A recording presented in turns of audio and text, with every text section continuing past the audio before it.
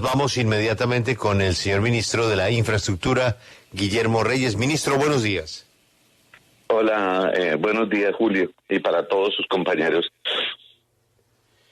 Ministro, el reporte coronel de ayer fue sobre el canal del dique y Sacir.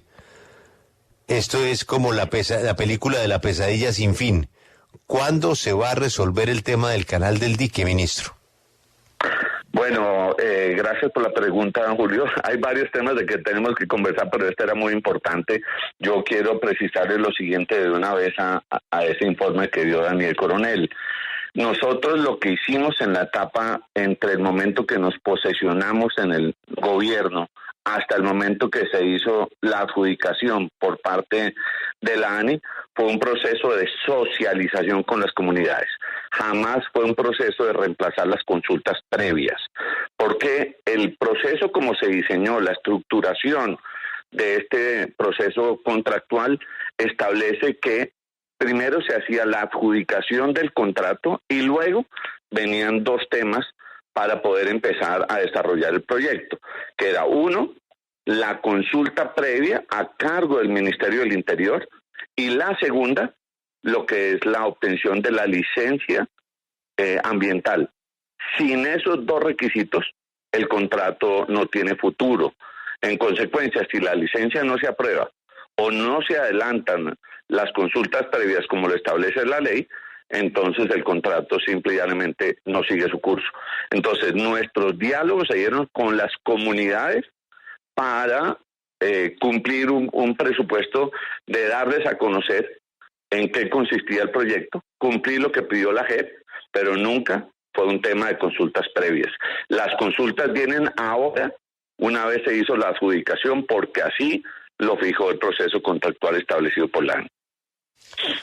Ministro, en esas consultas pueden pasar años y conciliar esas consultas es un poquito complicado. Usted lo sabe mejor por su experiencia. Cuando usted abre el debate sobre una obra de infraestructura y opinan todos, pues imagínese usted la eternidad de la conversación. En este caso, ¿cuál es el cronograma? ¿Opinan y luego qué? Ese es un proceso de varios meses en los cuales con todas las comunidades identificadas a lo largo de lo que es el canal del dique, se van a construir diálogos para conocer el alcance del proyecto, para hacer, como dijo el presidente de la República, modificaciones al alcance de lo que va a ser la ejecución del mismo y para incluir a las comunidades en la construcción de ese proyecto en todo su alcance, tanto en lo que hace a navegabilidad, a sedimentación y a la protección de las comunidades. Pero no es indefinido, por supuesto que no es indefinido. Señor ministro, vamos a otros temas. El tema de la Panamericana, lo que ha sucedido en Rosas y el plan B, ¿cómo va? No, hay varios planes. La verdad, anoche tuvimos una reunión con el presidente de la República para evaluar el tema de las emergencias, en especial el tema del Cauca Nariño y el de la Mojana. Y en el tema del Cauca Nariño, pues le presentamos al presidente el informe. Nosotros tenemos previsto, y creo que esa será una obra récord en lo que ha sido la historia en estas situaciones de emergencia en Colombia, que el 20 de febrero entregaremos la variante de 2.1 kilómetros que va a unir los dos extremos, un poco antes en un lado y del otro, de donde ocurrió la tragedia y se rompió la Panamericana. Esta vía se está construyendo a una velocidad, hemos sacado diariamente cómo va la construcción, cómo van los trabajos, trabajando 24 horas, 7 días, y hemos avanzado con los equipos del Invías y los constructores de la vía con muchísima maquinaria. Avanza bastante bien el proyecto y está básicamente hecha para que pasen tractomulas y mulas. Y en segundo lugar tenemos varias vías alternas que están también en trabajos de repavimentación para vehículos, entre ellos la famosa vía de la Sierra, que va a permitir, que es la depresión La Sierra, que va a permitir el tráfico de vehículos particulares y vehículos cisterna y también camiones, y hemos habilitado una nueva vía alterna que es muy interesante, que es la vía de El Tambo. pero va muy bien. El puerto de Tumaco ha sido una de las grandes conquistas que creía el presidente y que se dio en esta coyuntura difícil, y es que Buenaventura Tumaco se ha vuelto un puerto marítimo que ha permitido que llegue la gasolina, que llegue el gas licuado, que lleguen víveres, que lleguen productos, y ahora que podamos sacar leche, papa y otros alimentos de un lado hacia el otro. Ya hemos tenido 2 cargamentos con 1.400.000 galones que han ya ido a servir a la población. Y el tema de Ecuador, que será parte de la conversación hoy de los presidentes de nuestro país y del Ecuador, ha sido muy importante permitir el cargue y descargue de vehículos con víveres, con artículos de primera necesidad, y por supuesto que ha permitido el paso de los camiones, las tractomulas y los buses. Ministro, el otro gran tema del día se encuentra con las plataformas de transporte público y el proyecto de ley de la Superintendencia de Transporte que las pondría en jaque. ¿Ese proyecto se va a reestructurar? Muchas gracias por la pregunta, muy importante poder utilizar el canal de la W para decirle a los que hacen parte de las plataformas, a sus voceros, a los conductores, que he conversado esta mañana, ya lo ha hecho hace un par de días con José Daniel López, su representante. Vamos a abrir una mesa de diálogo este miércoles en la tarde aquí en mi despacho, como siempre ha estado abierto para el diálogo, para que aquí estén todos. No vamos a radicar el proyecto de ley en el Congreso, es la orden del presidente de la República y es mi disposición mientras no tengamos una fórmula de consenso. Yo quiero precisar lo siguiente. Este es un tema además, Julio, que da muchos dolores de cabeza, porque el paro que anuncian los taxistas del 22 de febrero es un paro por el tema de las plataformas y la ilegalidad. Entonces, se sienta uno con las plataformas, se molestan unos, se sienta con los taxistas, se molestan los otros. Yo creo que el país tiene que superar estas exclusiones. El presidente lo dijo en Palacio, le molestó un poco a los taxistas. Nosotros no vamos a prohibir los sistemas de transporte que existen en diferentes regiones del país, que han sido los que han venido supliendo lo que el Estado no da. Y en materia de las plataformas, nosotros no vamos a prohibir las plataformas. ¿Qué vamos a buscar en las plataformas que se utilizan para prestar un servicio como el de transporte? Tenemos que buscar un consenso de cómo las vamos a formalizar, cómo prestan el servicio en condiciones que sean ajustadas al marco de la ley. Y en ese orden de ideas, le reitero, he abierto al diálogo y no vamos a radicar el proyecto de ley mientras este diálogo no se construye con un consenso. Qué buena noticia, ministro, pero entonces, ¿de dónde salió ese texto base que era durísimo para los usuarios, para los conductores y para las plataformas? Lo que hacía ese borrador era acabar definitivamente con las plataformas de transporte. ¿Quién fue entonces el de la iniciativa de ese borrador? No, mire, ese borrador no salió de la noche a la mañana. Este tema se viene trabajando de hace mucho tiempo atrás, por varias razones. Nosotros tenemos en el sector una superintendencia de transporte, que es la superintendencia más débil de todas las que tiene nuestro ordenamiento jurídico, una superintendencia sin herramientas, sin dientes. Cada gobierno ha tenido un proyecto de ley, cuando lo van a llevar al Congreso de la República se bloquea por el tema de la ilegalidad, de la informalidad. Y nosotros empezamos a construir desde esas mesas de trabajo con taxistas, con diferentes alternativas de prestación de servicios, y el 22 de noviembre desde la superintendencia se empezó a construir un primer borrador. Aún más, es que es el tercer borrador que existe, pero son borradores que se han ido socializando para construir un texto que permita discutirse en el Congreso de la República. Se le ha socializado, por lo que he conversado con la superintendente, con algunos representantes de las plataformas, pero ya le he solicitado a la superintendente que mientras no tengamos este diálogo con las representantes de las plataformas y los conductores, no vamos a radicar ningún proyecto en el Congreso. Entonces, no es un texto que aparece de la noche a la mañana, es un texto de las mesas de trabajo que se han venido haciendo, pero por supuesto que ese texto se debe mejorar y se debe consensuar. Así lo voy a trinar, así lo estoy diciendo, y yo quiero mandarle un mensaje de tranquilidad a todos esos conductores de las plataformas, a sus familias, de que este gobierno no admite exclusiones. Sí, pero ministro, este texto que usted nos menciona, pues que ha sido concertado, como usted dice, con algunas mesas de trabajo, también tuvo concertación de los usuarios de las plataformas están ahí, porque aunque usted diga que es el tercero, pues es durísimo, entonces no se debió sentar antes en estas mesas de concertación con estas personas y no hoy.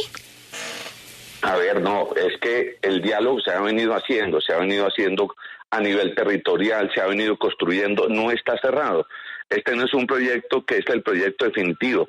Sobre esto la semana pasada, dentro de esas mesas que se han venido haciendo, la superintendente me informó que se sentó con representantes de las plataformas y ese es el texto que se está construyendo.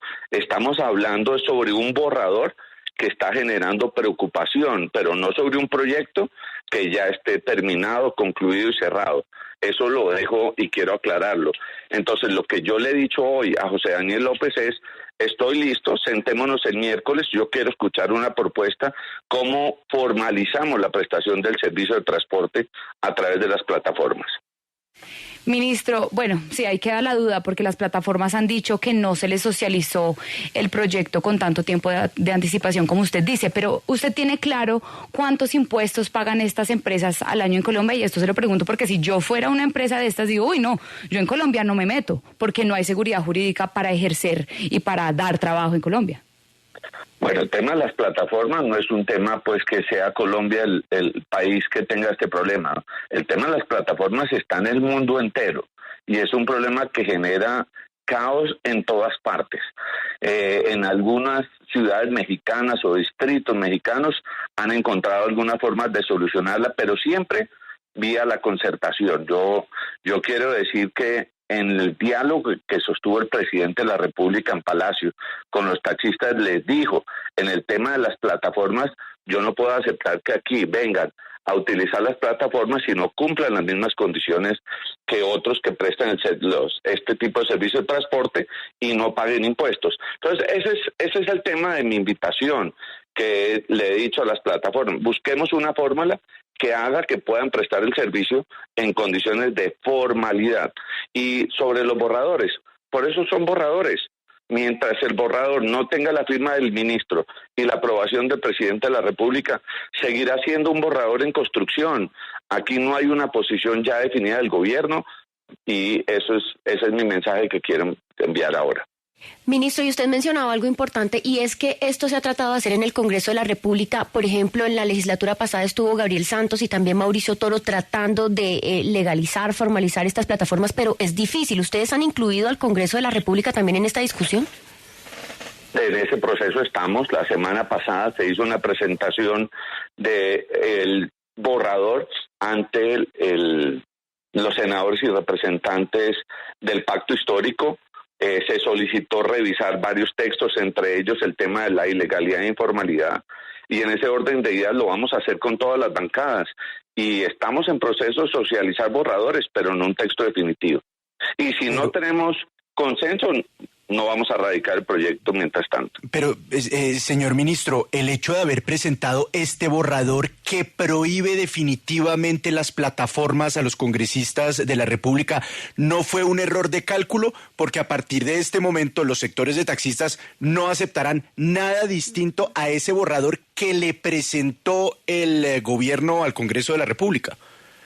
No, porque el proyecto está en construcción, así lo hemos venido informando, los hemos invitado a todos a que se hagan parte de este proceso, es un borrador en construcción, todos los proyectos tienen que pasar por este proceso y cuando usted ya tiene un borrador, pues obviamente permite que usted pueda modificarlo y de eso se trata. Aquí no hay nada cerrado, aquí está abierto a que todas las propuestas sean bien recibidas.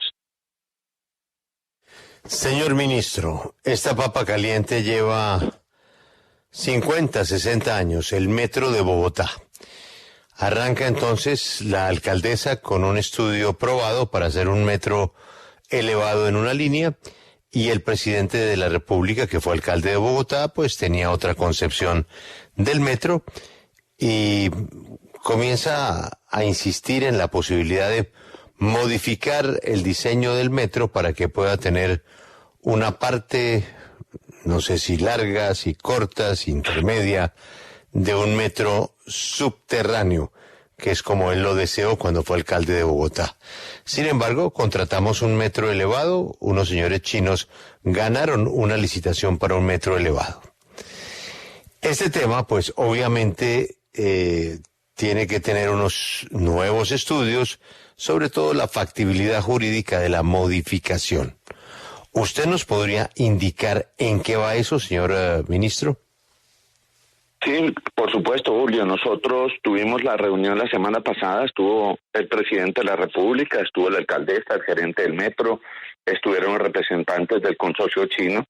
El presidente dio a conocer el texto del concepto, de varios conceptos jurídicos que se emitieron sobre la viabilidad de modificar ese contrato, y se acordaron dos grupos. Uno, el de análisis del tema financiero, y dos, el jurídico. Nosotros ayer tuvimos una reunión desde el punto de vista jurídico con los abogados que emitieron los conceptos para absolver inquietudes que teníamos tanto desde la Secretaría Jurídica como desde el Ministerio, y estos conceptos ya fueron entregados a la alcaldía y se acordó la próxima semana solicitud de la alcaldía para poder revisar y estudiar los conceptos para continuar esa mesa acordada. Estamos en ese trabajo, Julio, en este momento.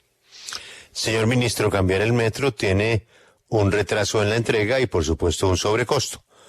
Pero la pregunta es, lo que ya se contrató, lo que ya se está trabajando por parte de la actual administración, que la alcaldesa ha dicho que ese es el metro que va, ¿existe alguna posibilidad, después de estas reuniones, conceptos, abogados y por su experiencia en materia contractual, ¿existe alguna posibilidad de que ese metro que nos vendieron sea modificado?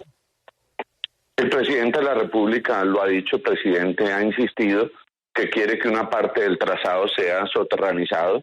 La empresa del consorcio chino hizo los estudios, presentó varias alternativas, de eso se conversó y se discutió en esa reunión. Jurídicamente se presentaron las razones del por qué sí se podría, lo cual no significa que los trabajos que se están haciendo ya en el tema del patio taller y en lo que son las obras de la calle 72 no puedan continuar. Sin embargo, en la medida en que la nación es quien viabiliza el 70% de los recursos y la posible, digamos, un costo adicional en la propuesta del presidente de la República, se ha dicho que el gobierno nacional estaría dispuesto a pagar esa diferencia. Pero esperemos, Julio, el resultado de estas mesas de trabajo, que serán las decisivas para el futuro de la línea 1, que no significa un mensaje del gobierno de que no se quiere hacer la línea 1. Lo que pasa es que sí se están previendo o se quieren prever consecuencias muy negativas de ese trazado elevado en la zona de la avenida Caracas desde la 1 de mayo con 50, Julio. Oiga, Lucas, y de la Agencia de la Infraestructura, en donde hay pues este tema, está el tema de la Panamericana, bueno, y solamente 10 megaobras 4G. En ese cargo había mucha expectativa del doctor Trujillo y del Partido Conservador. ¿Se cumplió o no, Lucas? Hay que reconocerle al señor ministro de Transporte que le ha entregado tanto el Invías como la ANI y la Aerocivil a personas técnicas a pesar de las presiones políticas. En la ANI usted tiene a William Camargo, una persona de la entera confianza del presidente de la República, y hay que decir que el ministro no ha cedido a esas presiones del Partido Conservador. Pero, ministro, hablando del Partido Conservador, su partido político, pues están mostrando los dientes y se van a reunir no solo para hablar sobre las reformas que presentará el gobierno nacional, sino también para evaluar si se mantienen o no en la coalición de gobierno. Usted, como el representante del Partido Conservador en el gabinete ministerial, ¿cómo va a abordar ese chicharrón? Eso lo vamos a compartir con el ministro Prada. Yo mantengo una muy buena relación con el Partido Conservador. Yo les he dicho que lo que el Partido Conservador a través mío buscaba era generar un proyecto de gobernabilidad, un proyecto de gobierno con el presidente Gustavo Petro, de hacer las cosas bien, de desvirtuar que aquellos que creían que el sector transporte en manos de los conservadores no podía cambiar, pues íbamos a a demostrar que sí era posible tecnificar estas entidades, que sí era posible hacer las cosas bien, que sí era posible hacer parte de este cambio. Eso es lo que estamos demostrando. Pero y yo he conversado con todos los parlamentarios, hemos tenido un excelente diálogo. Ellos han encontrado acá, pues, no solo un muy buen canal de comunicación, sino la forma de poder materializar lo que son muchas de las ideas de nuestro partido. Pero, ministro, las relaciones suyas con el presidente del partido, Carlos Andrés Trujillo, ¿no están como pichas? Yo a él le tengo un gran respeto, le tengo un gran afecto, le tengo un gran cariño, y pues obviamente una gran gratitud, por supuesto, por haber confiado y haberle entregado al presidente mi nombre para ser ministro. Y cuando él me ofreció la oportunidad de presentarme al presidente, pues obviamente entendía yo, después de toda mi vida, que llegaba a tener la oportunidad de demostrar eso que les decía ahora, hacer las cosas bien, de trabajar por un país y de demostrar que el conservatismo es un conservatismo que puede hacer parte de este cambio. Entonces, con él, pues sí, hay algunas diferencias, pero el diálogo está abierto siempre para lo que el partido considere que se puede hacer dentro del marco de este proyecto del presidente Gustavo Petro. No, todo es respetuoso, Lucas, pero él no se deja. Con el mayor respeto, con la mayor consideración, con las mejores relaciones. Si ve que ya reconoce que hay unas diferencias, esa es una forma diplomática de decir que... Pero esas son humanas, las diferencias son humanas. En el matrimonio, en la familia, en el trabajo. En el fútbol. Y nada tiene que ver con que no le hayan entregado al senador Trujillo el Aerocivil, ni el Invías. Que no moleste más el ministro. Ahí calladito él arregló la vaina y no... usted estaba registrando que los nombrados pueden tener recomendaciones, pero que son personas técnicas y que van a atender perfectamente el ingeniero Latorre es una persona que no pertenece al Partido Conservador. El director de la ANI tampoco pertenece al Partido Conservador. Y el señor París es una persona que tiene una trayectoria larguísima en la Aerocivil. Y Millonarios contratando refuerzos. ¿Qué más quiere? Que tampoco son del Partido Conservador. Julio, decirle que aquí en este sector tenemos una familia, una familia que trabaja por el cambio, una familia donde, digámoslo, si bien tenemos orígenes políticos diferentes, pues todos creemos en este proyecto político de nuestro presidente. Y déjeme decirle, porque sé que usted ya va a terminar la entrevista, Julio, que ayer hicieron algunas menciones al tema de Viva y Avianca, y no quería dejar pasar la oportunidad para mencionarle que sobre ese tema nosotros desde el primer momento siempre hemos abierto las puertas del ministerio a escuchar a todos, a Avianca, a Viva, a Latam, a todos los que han querido intervenir en este proceso. Nosotros no nos hemos involucrado en la toma de decisiones, hemos solicitado que se actúe con prontitud. ¿Por qué? Porque cualquier decisión extemporánea, tardía, puede ser nefasta para el país, para el gobierno, para el Aerocivil y para los usuarios. Entonces, las decisiones no se toman acá. Aquí escuchamos, generamos diálogo y consenso. Eso es lo que hemos hecho con Avianca y Viva, Julio. Ministro, finalmente no lo voy a abordar porque el tema a lo mejor no lo tiene en su mente con tanta carretera y tanto lío, pero unos campesinos de Casanare le mandan un mensajito respetuoso. Señor ministro, quiero poner en conocimiento en nombre de mi comunidad y pedir su ayuda para denunciar un incumplimiento sobre la ejecución de un proyecto de pavimentación clave para nosotros. Se llama Ruta Libertadores, Belén, Socha, Sacama, Cabuya, Hato Corizal, Paz de Ariporo. Es un contrato que lleva más de 2 años firmado, mucho antes que usted, ministro. 500.000 millones de pesos. Ministro, mande a alguien, totalmente destapado, tal cual siempre ha existido la obra, no hay un metro pavimentado, se han realizado uno que otro mantenimiento, pero es frustrante para las comunidades de este corredor vial. Muchos vivimos de esta carreterita que ya está aprobada, ministro, ayúdenos a que la pavimente. Ruta Libertadores. Mire, Julio, en los diálogos sociales vinculantes, en todo el país, ese era el reclamo de los colombianos. Esa vía que usted menciona, la Ruta de los Libertadores, es una ruta muy importante que ha ocurrido que en el pasado se dedicaron a hacer contratos para hacer estas obras con vigencias futuras a 10 años. Y fuera de eso, primero, para empezar, es un proceso macabro, larguísimo, de una cantidad de trámites que se deberían hacer antes de la adjudicación de los procesos contractuales. Pero empiezan los problemas con las comunidades, y aquí, como son contratos a vigencia futuras de 10 años, cada año se hace una 10ª parte y las comunidades no ven que tengan ejecución. Anoche el presidente me solicitó expresamente en ese tema, Julio, que tenemos que revisar la priorización de ese tipo de proyectos por encima de otros proyectos que en verdad no son tan necesarios para las comunidades. Y ahí le sumo, por eso es tan necesario el tema de adjudicarle más recursos a las vías comunitarias para la paz, que son todas esas vías que no existen, que están en mal estado, que requieren recursos del Estado. Ministro, ahora sí, gracias por su tiempo y ojalá que todos estos proyectos lleguen a un buen final para beneficio de tantas comunidades que piden vías, conexión, trenes, ríos, en fin, conexión. Ministro, feliz mañana y tenga usted una buena semana. Muchas gracias, Julio, para todos ustedes igual. Bendiciones. Acompáñenos en el canal de YouTube @Julio Sánchez Cristo Oficial.